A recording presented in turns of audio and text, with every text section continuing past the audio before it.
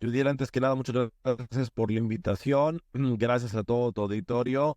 Y bueno, sin duda alguna, un tema que nos ocupa a todos los empresarios, sin duda alguna, algo que nos ocupa a las empresas en ese sentido para la toma de decisiones, es vigilar cuál es el tema del cumplimiento en materia tributaria y sobre todo la posición de la autoridad, más ahora en el tema en donde no va a haber una reforma fiscal, ¿no? Sin duda alguna, creemos que la autoridad fiscalizadora, no de ahorita, de hace tiempo, cuenta sin lugar a dudas con un gran, pero gran avance en materia tecnológica, lo cual, pues sin duda alguna, es uno de los elementos esenciales que deben de contar todos aquellos contribuyentes actualmente, ¿no? Si lo que nosotros nos vamos a enfrentar es a un análisis por parte de la autoridad en materia de fiscalización sobre temas tecnológicos, más vale que invertamos en tecnología para poder tener ese tema de cumplimiento en ese sentido.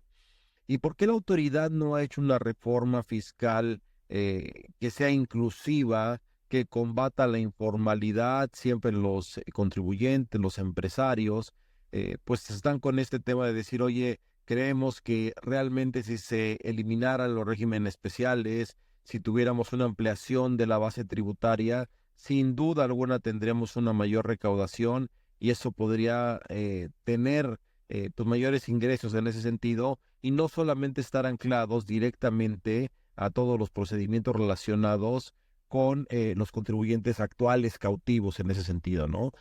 Para ello, actualmente se tiene un modelo que se llama Plan Maestro de Fiscalización.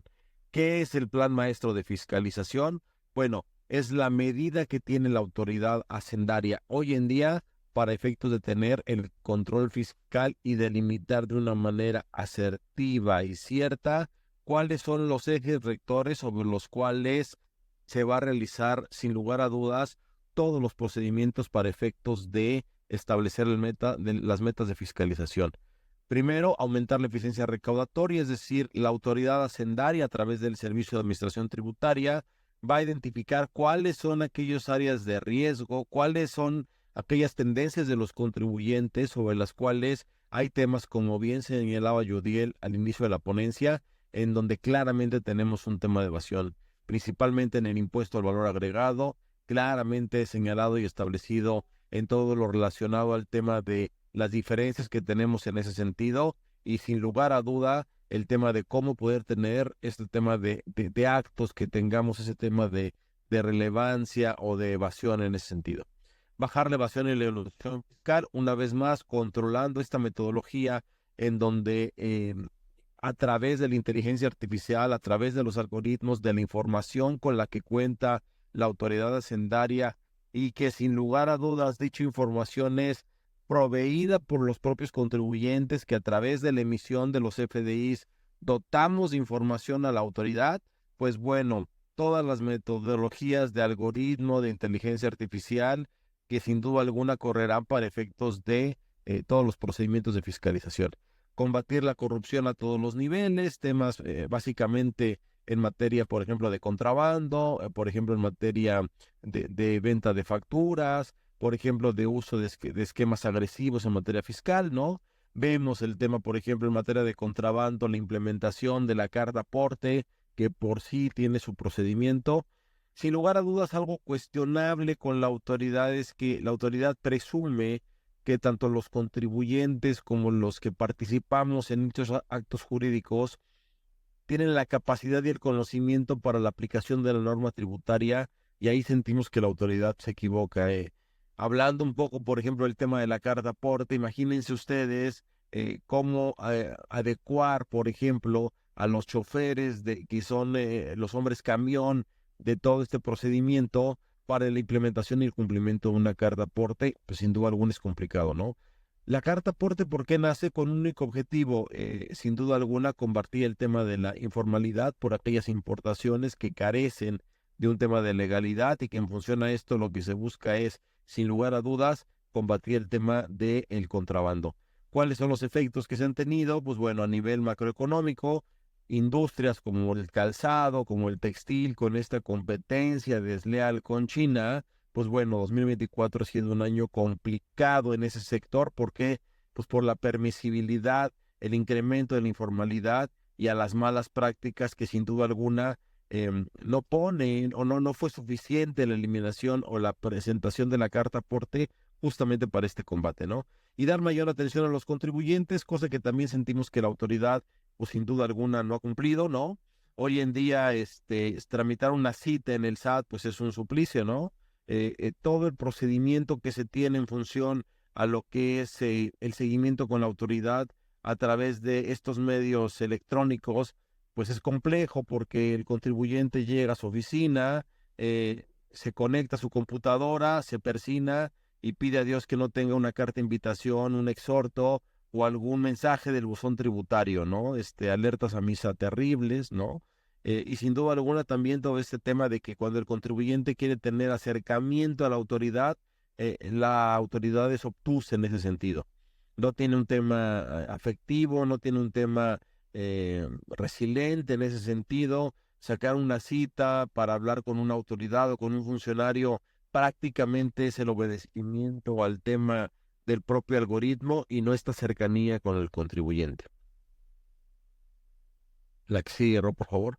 Básicamente establecemos cuál es el crecimiento de la parte de los ingresos tributarios. Como hemos visto en el sexenio, pues el incremento importante en materia de los ingresos tributarios que ha tenido la autoridad, básicamente por todos los esfuerzos que se han tenido, sobre todo con grandes contribuyentes para efectos del tema recaudatorio. Temas importantes que ha venido en este sexenio, la eliminación de las condonaciones. Ya no es viable condonar impuestos en México, por lo tanto, pues se ve anclado en ese sentido, pues todo este incremento a nivel de la parte de las contribuciones. Sin embargo, dicho incremento, pues como bien lo señalan, nos deja todavía muy por debajo de la media en materia de la OCDE, por ejemplo, para efectos de qué porcentaje de la contribución representa el Producto Interno Bruto. Sin duda alguna deberían de sumarse más esfuerzos en ese sentido. Temas que han pasado en el sexenio que impactan al tema de la recaudación, la eliminación de la subcontratación, una gran área de oportunidad para los contribuyentes que hay que cuidar.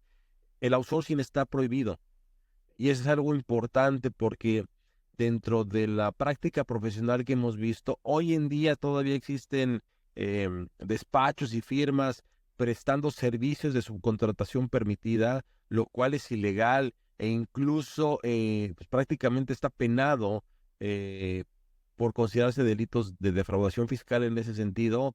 Más al rato veremos qué es lo que está en el Senado cocinándose y que sin duda alguna pues es un elemento que tenemos que tomar en consideración. ¿Qué si puedo subcontratar servicios que no sean parte de mi core de negocios? Yo soy un despacho de contadores públicos, yo no puedo subcontratar ni contadores, ni auditores, ni fiscalistas, porque son parte de la prestación de mi servicio. No soy experto en sistemas, puedo contratar a un especialista para que haga el control de mis redes. No soy especialista en seguridad, puedo subcontratar a la empresa de seguridad para que le preste seguridad a donde prestamos los servicios. No somos expertos en limpieza, puedo subcontratar, pero a nivel macro, estos elementos del total de la masa de la plantilla laboral, pues son mínimos. Ese realmente es el objetivo de la subcontratación. Realmente no se llegó al objetivo en materia del alcance de la meta tributaria, en materia de impuesto al valor agregado, de impuesto sobre la renta retenido y de contribuciones de seguridad social para esos efectos, con lo que claramente pues no hay que hacer un mago para establecer que la autoridad tendrá mucho cumplimiento a través de todos los órganos institucionales, verificaciones de la Secretaría del Trabajo y Previsión Social, revisiones en materia de REPSE, y claramente mucho mayor cumplimiento para aquellos regímenes exentos que se ofrecen para efectos de la erosión de la base tributaria en ese sentido. ¿Cuáles son las acciones que va a tomar la autoridad en ese sentido? Pues bueno, sin duda alguna, la emisión de un CFDI es el inicio de todos los actos de fiscalización en este sentido. Es muy importante que los contribuyentes, que los empresarios actualicen, profesionalicen, capaciten a todas las personas involucradas en la emisión de un CFDI.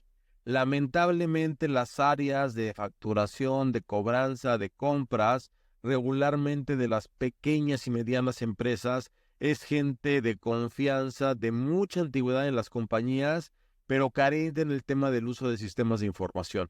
Lo que hemos visto mucho en la práctica es la emisión de comprobantes fiscales digitales por Internet que carecen con los elementos realmente efectivos o reales del acto jurídico en materia de la forma de pago, si es un pago en parcialidades o es un pago en una exhibición.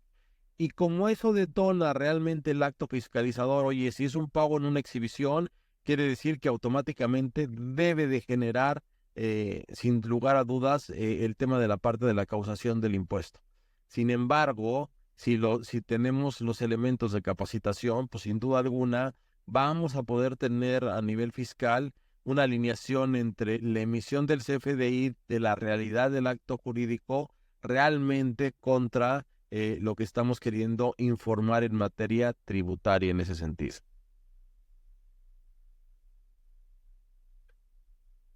¿Qué es lo que va a hacer, qué es lo que va a hacer la autoridad en ese sentido? Va a identificar eh, aquellos créditos fiscales que tengan realmente un potencial de cobro. Es decir, si yo como empresario tengo un adeudo con Hacienda y derivado de ese adeudo con Hacienda, la autoridad es un análisis a través de inteligencia artificial. ¿Cómo lo realiza? Pues bueno, una compañía tiene que tener accionistas. Entonces, la autoridad puede a través de su inteligencia artificial ver la capacidad financiera, la capacidad económica de los accionistas, justamente para ver qué grado de certidumbre tiene en función a la recuperación de esa deuda de impuestos que se tiene con el SAT. Adicionalmente, pues bueno, con qué activos cuenta, la generación de sus ingresos, en qué sector está, y sin duda alguna la autoridad va a identificar en función a ello de qué medio se va a generar. Un elemento esencial para ello es el nacimiento de una obligación que se llama beneficiario controlador, que básicamente en términos genéricos lo que es, oye, está perfecto toda la estructura corporativa y legal que me dicen, dime quién es el dueño de la riqueza, que en función a ello será el responsable del cumplimiento de un adeudo con la autoridad hacendaria. El fortalecimiento de las acciones persuasivas para el cobro de créditos fiscales. Sin lugar a dudas, ¿qué es lo que ha hecho la autoridad? Estos temas en donde a través de sus actos de gestión hace cartas de invitación a los contribuyentes. Existen posiciones desafortunadas de algunos colegas donde establecen, oye, esa carta de invitación no te da una generación de una obligación con la autoridad. Y hoy la autoridad lo que realiza como un medio coercitivo de cobro son dos temas importantes, ¿no? La baja de certificados de sellos digitales, es decir, deja inoperante a la compañía, no puede facturar y por lo tanto es incapaz de generar ingresos. Entonces, es una medida en donde la autoridad lo que hace es que al bajar este mecanismo de emisión de facturación, los contribuyentes van de su propia voluntad. ¿Para qué? Pues para cumplir con la obligación tributaria. Y en dado caso de que tengamos créditos fiscales sobre los cuales estemos incumplidos, bueno, la autoridad hacendaria que hace, pues bloqueo de cuentas bancarias y luego califica en algunos casos, no en los términos de un artículo que es el 69, para efectos de aquellos deudores del fisco federal. ¿Qué es lo que ocurre? Que en grandes contribuyentes, en grandes empresas, en el momento hacen compliance en ese sentido y entonces como todo ya es electrónico, ¿qué te establecen? Si tú le prestas servicio a una entidad internacional, a una empresa grande, corporativa, que en su compliance dice que si tú estás en la lista del artículo 69 de contribuyentes incumplidos, no 69 de operaciones inexistentes, automáticamente dejas de trabajar con ellos, ¿no?